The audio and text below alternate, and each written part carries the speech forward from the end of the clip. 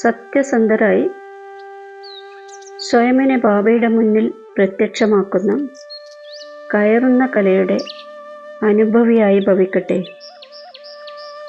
സ്വയം ആരാണ്, എങ്ങനെയാണോ അതേ തരത്തിൽ ബാബയുടെ മുന്നിൽ പ്രത്യക്ഷമാക്കുക.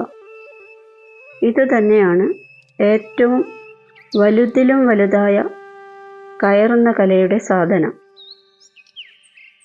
ബുദ്ധിയിൽ ഏതെങ്കിലും പ്രകാരത്തിലുള്ള ഭാരമുണ്ടെങ്കിൽ അതെല്ലാം സമാപ്തമാക്കാനുള്ള സഹജയുക്തിയും ഇതുതന്നെയാണ്. സത്യസന്ധരായി സ്വയമിനെ ബാബയുടെ മുന്നിൽ പ്രത്യക്ഷമാക്കുക. അതിനർത്ഥം പുരുഷാർത്ഥത്തിൻ്റെ മാർഗം സ്പഷ്ടമാക്കുക.